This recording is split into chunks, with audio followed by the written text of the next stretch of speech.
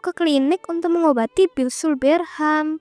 Sebelum tiba giliran Berham, tiba-tiba ada ambulans datang membawa orang kecelakaan. Langsung saja pasien lain diberikan dan dokter menangani pasien gawat darurat. Memang dokter paling peduli dengan pasien yang berisiko tinggi mengalami kematian. Demikian juga jiwa-jiwa yang belum bertobat berada dalam cengkraman iblis yang jahat membutuhkan tindakan cepat. Kela kagum pada Yesus yang memiliki simpati lembut atas teman-temannya yang sedang bersusah. Anak-anak, perhatikan bagaimana ia turut merasakan kesedihan mereka serta melakukan tindakan nyata untuk melepaskannya dari belenggu kematian. Mari buat ketetapan hati untuk diubahkan firman-Nya. Adik-adik, kita akan melanjutkan petualangan kita dalam kerajaan Allah. Namun sebelumnya, mari kita berdoa, kita mohon berkat Tuhan di dalam doa. Bapa di surga, kami bersyukur, kami berterima kasih untuk waktu yang Tuhan berikan kepada kami untuk kami boleh belajar akan firman Tuhan. Biarlah Engkau memberkati ya Tuhan ketika kami belajar akan firman Tuhan, supaya kami boleh semakin mengenal Engkau dan kami boleh semakin mengasihi Engkau. Terima kasih Bapa di surga, dalam nama Tuhan Yesus kami berdoa, amin. Adik-adik, setelah Tuhan Yesus melihat Maria menangis bersama dengan orang-orang yang mengikuti dia, Tuhan Yesus bertanya kepada mereka, "Di manakah engkau menguburkan dia?" Maka orang-orang itu menunjukkan kepada Tuhan Yesus tempat di mana Lazarus dikuburkan. Setelah sampai di tempat pekuburan Lazarus, Tuhan Yesus menangis. Orang-orang yang melihat Tuhan Yesus menangis itu kemudian berkata, "Lihat betapa dia mengasihi Lazarus sehingga dia menangis." Benarkah demikian adik-adik? Tidak begitu tepat. Mengapa? Karena Tuhan Yesus menangis itu disebabkan Tuhan Yesus mempunyai kesedihan yang begitu dalam melihat penderitaan orang yang diakibatkan oleh karena dosa dan kuasa kematian. Namun ternyata adik-adik, bukan hanya orang yang berkata demikian yang melihat Tuhan Yesus menangis. Ada juga orang-orang yang membenci dia yang melihat Tuhan Yesus menangis. Dan orang-orang yang membenci Tuhan Yesus ini berkata, tidak sanggupkah sih dia yang bisa membuat orang buta melihat berbuat sesuatu begitu loh, sehingga Lazarus itu tidak perlu mati. Itulah ungkapan dari orang yang dipenuhi oleh kebencian. Adik-adik, kita harus waspada dengan kebencian. Kenapa? Kalau tidak, maka apa yang keluar dari mulut kita senantiasa bernada negatif. Melihat itu semua, Tuhan Yesus kemudian begitu marah. Marah mengapa? Marah terhadap kuasa dosa, kuasa kematian, kuasa setan yang membuat penderitaan manusia begitu dalam. Dan Tuhan Yesus memerintahkan supaya batu yang menutupi kubur Lazarus dibukakan. Tentu adik-adik masih ingat, kalau kubur Lazarus itu adalah sebuah gua yang kemudian di depannya ditutup dengan batu. Nah, Tuhan Yesus memerintahkan supaya batu penutup itu disingkirkan. Tetapi adik-adik, yang mengejutkan adalah justru Marta yang menghalangi apa yang diperintahkan oleh Tuhan Yesus itu. Karena Marta berkata, "Tuhan, Lazarus sudah 4 hari dikuburkan, tentu dia sudah sangat bau." Dari sini kita dapat melihat bahwa iman Marta belum mampu menembus kuasa Tuhan yang begitu besar.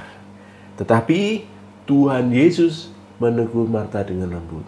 "Marta, Marta, bukankah sudah aku sampaikan kepadamu, kalau engkau percaya kepada Tuhan, maka engkau akan melihat kemuliaan Allah."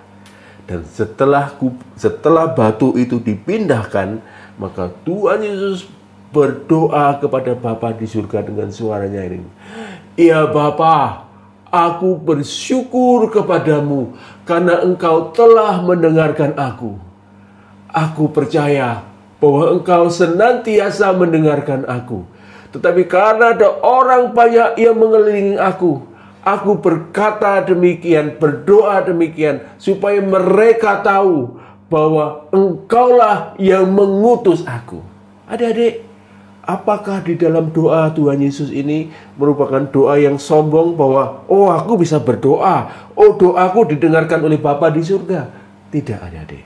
Tetapi doa yang dipanjatkan oleh Tuhan Yesus adalah sebuah doa dengan kerinduan orang-orang yang melihat Tuhan Yesus dapat melihat bahwa Bapa dan Tuhan Yesus adalah satu, dan Bapalah yang mengutus Tuhan Yesus. Dan setelah berdoa demikian, Tuhan Yesus berseru kepada Lazarus, "Lazarus, keluarlah."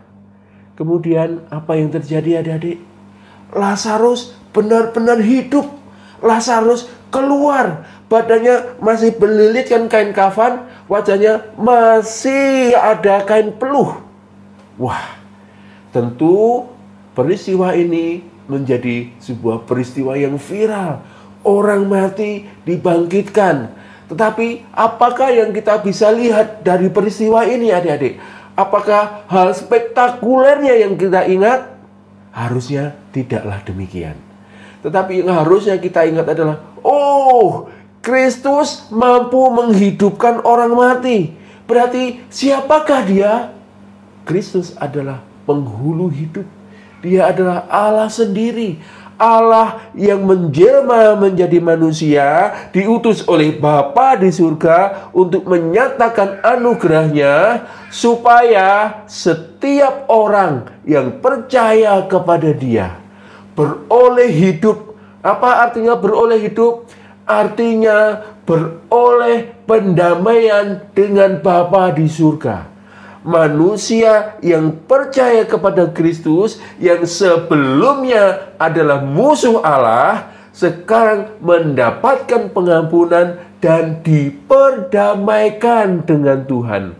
Sehingga relasi antara manusia dan Allah boleh dipulihkan. Kebangkitan Lazarus adalah sebuah lambang bahwa itulah yang Tuhan Yesus akan kerjakan, menghidupkan orang, artinya memulihkan manusia yang berdosa, yang adalah musuh Allah, sekarang menjadi umat kepunyaan Allah. Adik-adik, mungkin ada di antara kita yang masih ragu. Benarkah bahwa aku harus percaya, beriman kepada Tuhan Yesus? Dalam petualangan kita kali ini boleh menjawab keraguan itu. Iya, benar. Kalau aku percaya kepada Tuhan Yesus, maka aku akan beroleh hidup, beroleh pengampunan dari Bapa di surga, beroleh pemulihan relasi, sehingga aku bukan lagi orang yang dimurkai, namun menjadi orang yang mendapatkan anugerah Tuhan. Kiranya petualangan kita kali ini boleh memberkati kita. Amin. Mari kita berdoa. Bapa di surga, kami bersyukur kepada Tuhan, karena kami boleh mengenal Engkau, Allah yang beranugerah, yang mengirimkan putramu, Tuhan Yesus Kristus, untuk menebus dosa kami, sehingga kami beroleh pendamaian dengan-Mu sendiri, sehingga kami tidak lagi menjadi orang yang dimurkai oleh Tuhan, tapi menjadi orang yang mendapatkan anugerah dan menjadi umat Tuhan. Tolonglah kami, Bapa, supaya kami hidup bagi Tuhan, menjadi orang yang mempermuliakan Engkau, menjadi orang yang menikmati Engkau, menjadi orang yang memberkati orang lain, menjadi saksi Injil. Terpujilah kiranya nama-Mu ya Tuhan. Dalam nama Tuhan Yesus kami berdoa. Amin.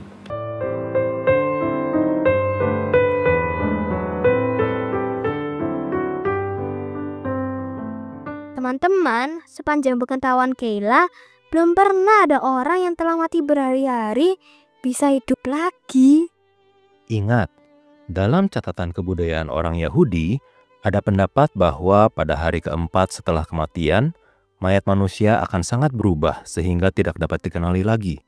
Itu sebabnya Marta mengatakan ketidakpercayaannya dengan menyatakan bahwa demi kebaikan Yesus, jangan mendekat ke kubur supaya bau busuk itu tidak mengganggu gurunya. Berarti sebenarnya ketidakpercayaan Marta ini membuat mujizat semakin nyata. Kebangkitan Lazarus membuktikan kemahakuasaan Yesus yang adalah kebangkitan dan hidup itu sendiri. Puji Tuhan, karena Dia bukan hanya mau mencium bau busuk mayat Lazarus, bahkan Dia sudi datang ke dunia yang berisi tumpukan kotoran dan berbau busuk untuk menebus dosa manusia. Itu mujizat yang lebih dan lebih besar lagi, yakni melahirbarukan manusia yang mati rohaninya. Aku mau dihidupkan oleh firman-Nya. Besok sampai pada Yohanes 11 ayat 46 sampai 47. Maranatha.